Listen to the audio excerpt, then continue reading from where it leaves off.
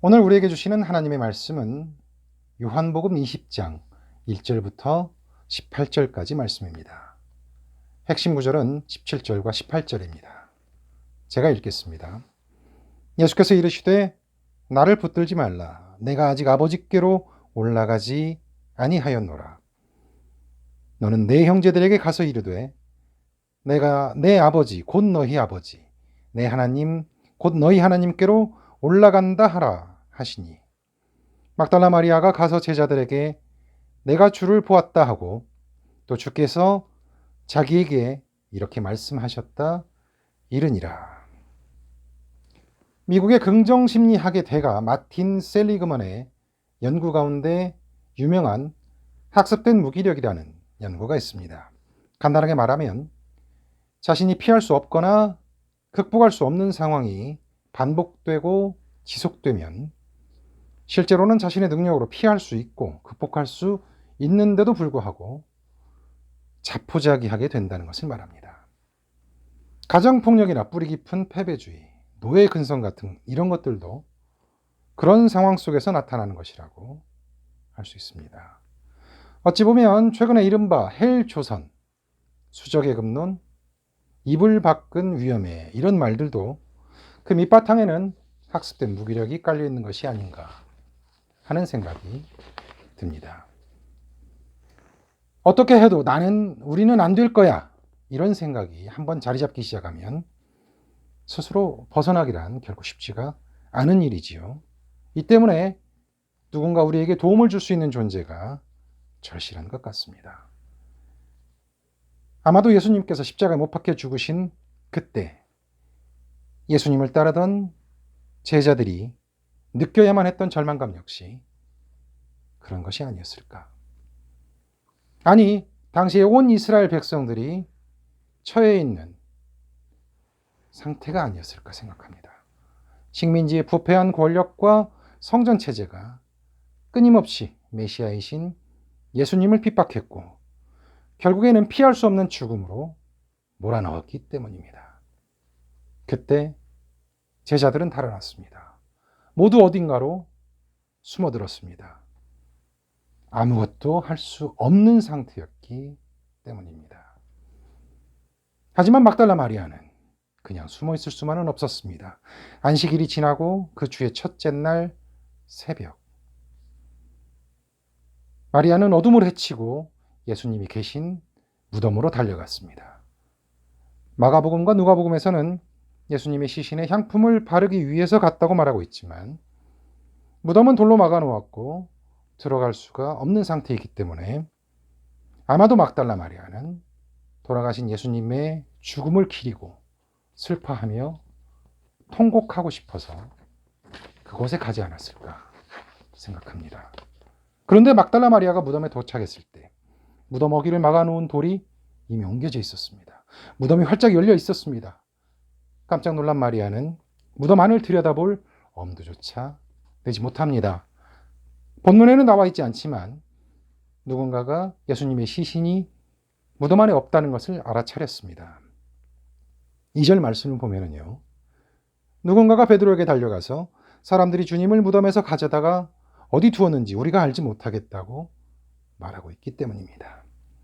다른 복음서들을 보면 마태복음에는요. 막달라 마리아와 다른 마리아 이렇게 두 사람, 그리고 마가복음에는 막달라 마리아와 야고보의 어머니 마리아, 그리고 살로메 이렇게 세 사람, 또 누가복음에는 막달라 마리아와 요한나와 야고보의 모친 마리아, 또 그들과 함께한 다른 여자들이라고 해서 복음서들은 최소한 막달라 마리아를 포함한 여러 명의 여인들이 무덤 앞에 있었다고 증언하고 있습니다.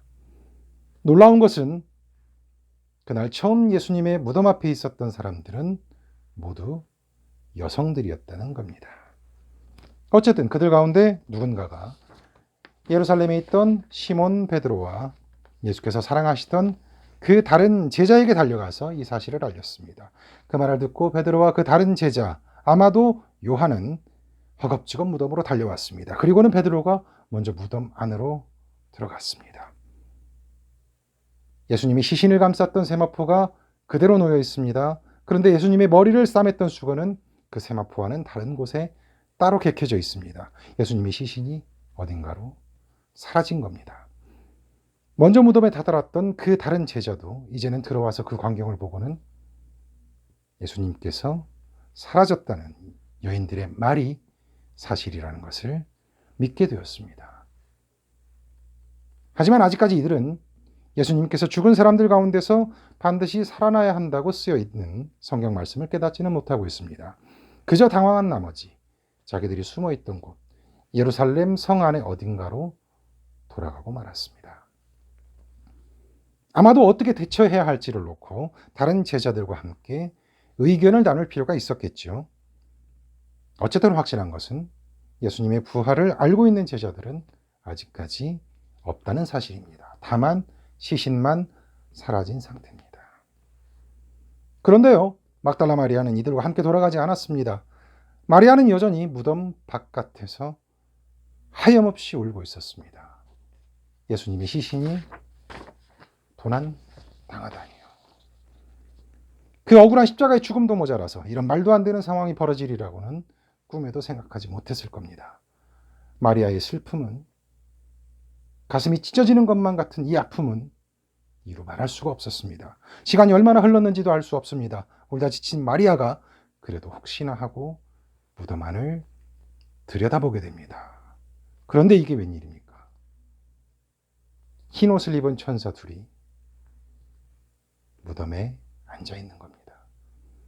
한 천사는 예수님의 시신이 놓여있던 머리맡에, 또 다른 천사는 예수님의 시신이 놓여있던 팔치에 앉아 있는 것을 마리아가 발견합니다. 천사들이 마리아에게 말합니다. 여자여, 왜 울고 있습니까? 마리아가 대답합니다. 누가 우리 주님의 시신을 가져가 버렸어요. 어디에 두었는지 알 수가 없어요. 혹시 아시나요? 마리아가 이렇게 말하고 뒤로 돌아섰을 때 한 사람이 서 있는 것을 발견합니다. 부활하신 예수님이셨지만 마리아는 예수님이신 줄을 알지 못합니다. 아마도 슬픔이 극에 달했기 때문일 수도 있겠지요. 절망한 나머지 마리아는 아무것도 분간할 수 없는 패닉 상태에 빠져 있기 때문인지도 모릅니다. 무엇보다도 돌아가신 예수님께서 그렇게 멀쩡한 모습으로 서서 계시리라고는 생각조차 할 수 없었겠지요.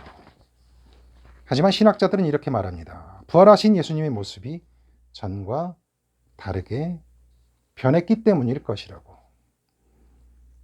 여러분은 아마도 누가복음 24장에서 엠마오로 가는 두 제자들 역시 부활하신 예수님의 모습을 알아보지 못했다는 것을 떠올려 보실 수 있을 겁니다. 이것은 부활한 모습, 이른바 부활체는 죽음 이전의 모습과 다를 것이라는 것을 보여주는 아주 중요한 장면입니다. 우리 역시 마지막 그날 부활해서 주님과 만날 때는 분명히 몸은 가지고 있지만 지금과는 다른 모습일 것이라고 짐작할 수 있는 대목입니다. 왜냐하면 예수님께서 보여주셨기 때문입니다. 이제 예수님께서 마리아에게 말을 건네십니다. 여자여, 왜 울고 있습니까? 누구를 찾고 있습니까? 마리아는 그렇게 말하는 사람이 무덤이 있는 그 동산을 지키는 사람인 줄로만 알고 하소연을 합니다. 당신이 이곳에 동산을 지키는 분인가요? 그럼 혹시 당신이 예수님의 시신을 옮겨 놓으셨나요? 그렇다면 제발 어디다 두셨는지 제게 말씀해 주세요. 제가 그분을 모셔가겠습니다. 하고 말이죠. 그러자 예수님께서 부르셨습니다. 이름을 부르셨습니다. 마리아야. 깜짝 놀란 마리아가 돌아서서 부르짖습니다. 아, 선생님이셨군요. 너무나도 생생하게 기억하던, 꿈에서라도 다시 듣고 싶었던 예수님의 음성이었기 때문입니다. 여기서 마리아가 말한 라보니라는 말은 랍비, 그러니까 선생님을 가리키는 말입니다. 하지만 당시에 이스라엘에서 민중들이 주로 쓰던 아람어라고 합니다. 특히 애정이 듬뿍 담긴 표현이라고 하지요. 아마도 지금으로 따지면 학생들이 선생님을 친근하게 부르는 오 쌤, 이런 말에 좀 더 가깝지 않을까 싶습니다. 물론 훨씬 더 반가움과 존경스러움을 담고 있겠지요. 그러자 예수님께서는 말씀하십니다. 내게 손을 대지 마십시오. 내가 아직 아버지께로 올라가지 않았습니다. 이제 나의 형제들에게로 가서 이렇게 말하세요. 내가 나의 아버지, 곧 당신들의 아버지, 나의 하나님, 곧 당신들의 하나님께로 올라간다고 말입니다. 예수님께서는 자신이 죽음을 이기시고 부활하셨지만 아직 승천하지 않은 상태라는 것을 말씀하고 계십니다. 왜 만지지 말라고 하셨는지에 대해서는 의견이 해석이 분분합니다. 하지만 중요한 것은 여기서 예수님께서 제자들을 향해 나의 형제들이라고 부르고 계신다는 겁니다.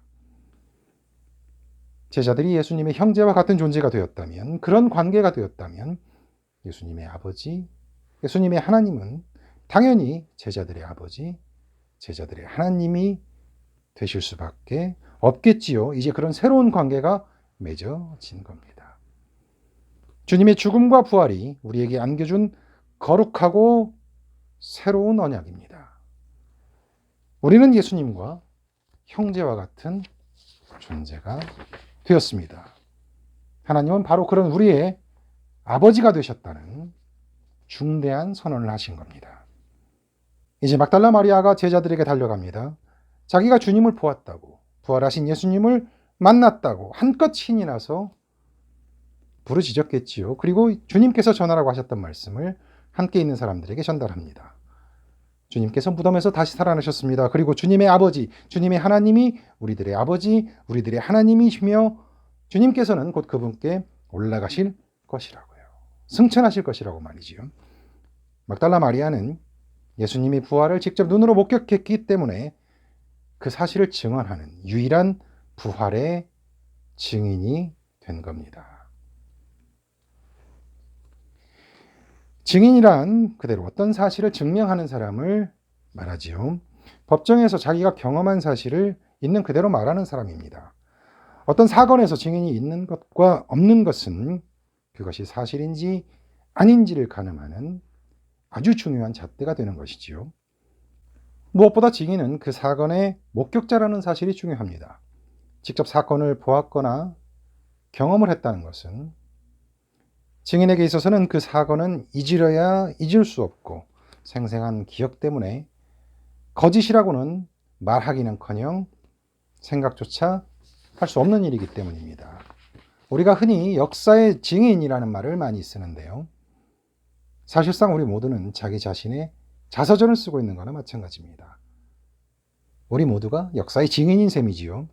바로 지금 이 순간이 그 역사의 한 페이지라는 사실을, 나 자신이 우리의 역사를 함께 만들어가고 있는 주체라는 사실을 단 한순간도 잊어서는 안 되는 이유입니다. 그렇게 막달라 마리아는 부활의 증인이 되었습니다. 그리고 예수님의 제자들을 부활의 증인으로 초청하는 사람이 되었습니다. 예수님을 세상을 구원하실 구원자, 메시아, 그리스도로 믿고 있는 우리들 역시 막달라 마리아처럼, 그리고 그의 증언을 들은 제자들처럼 그렇게 부활의 증인이 되어야 합니다. 그렇다면요, 부활의 증인이 되기 위해서는 우리가 어떻게 해야 할까요? 가장 먼저 막달라 마리아처럼 부활의 현장에 가 있어야 합니다. 아직 어둠이 거치지 않은 예수님의 무덤 앞에서 막달라 마리아는 아마도 억장이 무너졌을 겁니다. 그렇지만 모두가 돌아간 뒤에도 마리아는 무덤 곁에 남아 있었습니다. 막달라 마리아는 갈릴리 호수 북서쪽에 있는 막달라 출신입니다. 막달라는 지명이지요. 누가복음 8장에서 7 귀신이 들려서 고생하다가 예수님의 은혜로 고침을 받고 제자가 된 여인 막달라 마리아입니다. 베다니 시몬의 집에서 300데나리온이 나가는 고급 향유를 아낌없이 주님께 부어드린 사람도 바로 이 막달라 마리아였습니다. 그는 예수님께서 돌아가시던 최후의 순간 갈보리 언덕 그 가슴 아픈 십자가 밑에서도 예수님과 함께 있었습니다. 그런 마리아였기 때문에 무덤 안에 있던 흰옷 입은 천사들을 볼 수 있었습니다. 예수님을 볼 수 있었습니다. 예수님과 항상 동행했고 예수님이 느끼셨던 온갖 감정들, 희로애락, 기쁨과 분노와 슬픔과 즐거움을 모두 함께 나눴기 때문입니다. 우리 역시 항상 예수님과 공감하고 동행하며 예수님과 함께하는 삶을 살아야 하는 이유입니다. 부활의 증인이 될 수 있으려면 또 뭐가 필요할까요?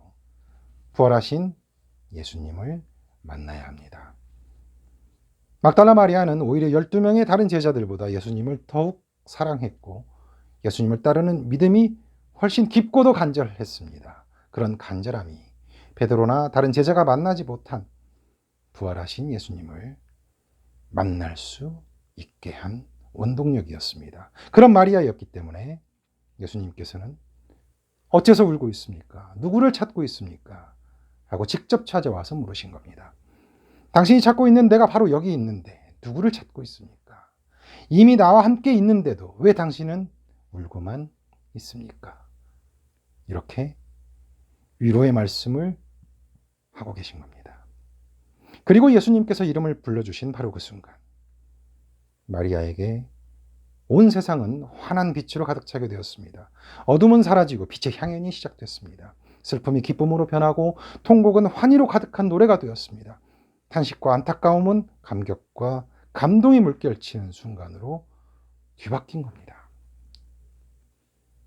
슬픔이 극에 달했을 때, 절망이 온 몸과 마음을 지배할 때, 이제 살아야 할 이유도 의미도 아무것도 남아있지 않은 것 같은 바로 그 순간 우리 주님께서 다시 살아나셔서 막달라 마리아를 찾아오셨고 위로하셨고 이름을 불러주셨습니다.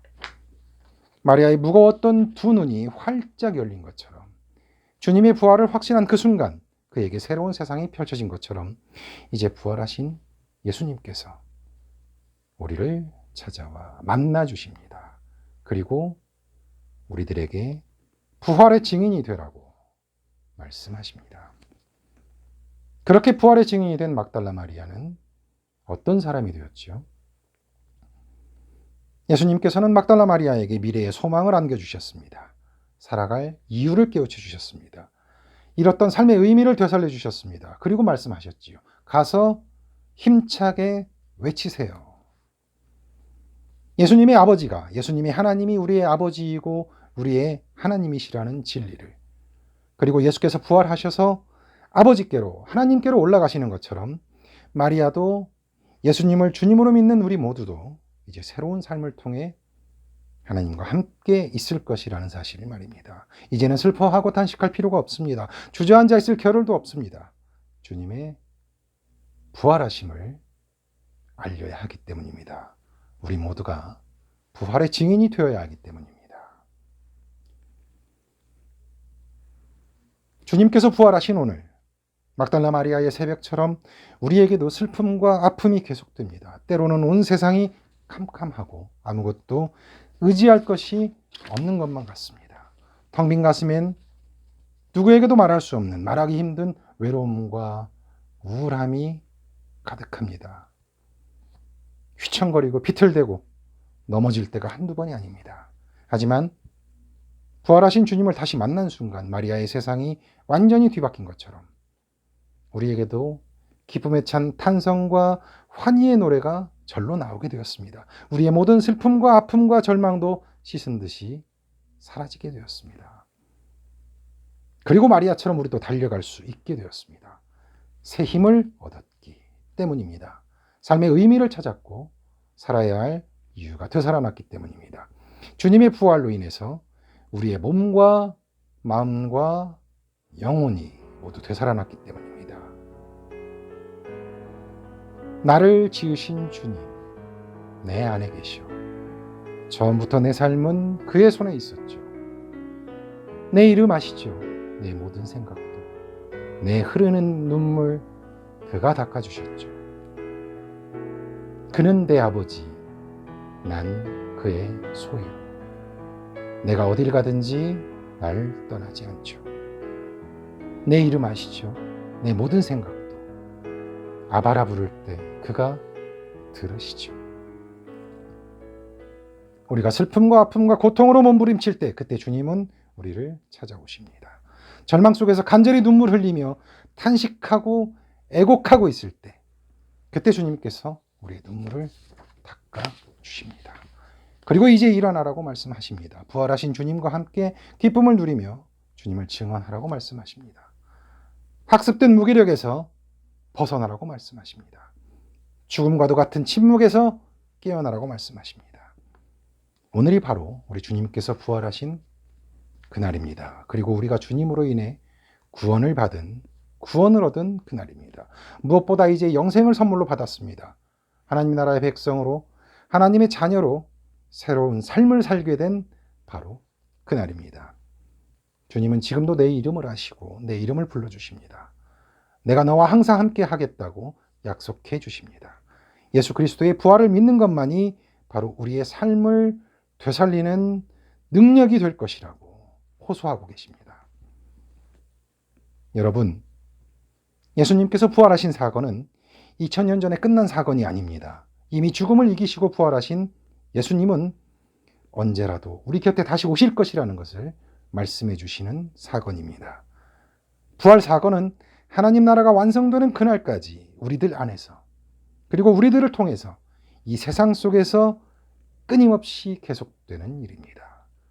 부활은 옛 것을 새 것으로 철저하게 바꾸는 것입니다. 죽음을 이기신 예수님께서 완전히 새로운 모습으로 다시 사신 것처럼 부활하신 예수님을 만난 우리도 철저하게 새로워져야 합니다. 아니, 이미 새로워졌습니다. 그러니까 여러분은 항상 기쁨으로 사십시오. 밝은 미래에 소망을 안고 살아가십시오. 자신을 진정으로 사랑하십시오. 그리고 자신을 사랑하는 것처럼 이웃을 사랑하십시오. 우리는 이제 예수님의 형제가 되었습니다. 하나님의 자녀가 되었습니다. 그런 커다란 기쁨을 안겨주신 우리 주님을, 우리 하나님을 사랑하며 여러분 한 분 한 분이 다른 모든 이들에게 복이 되는 삶을 살아가시기 바랍니다.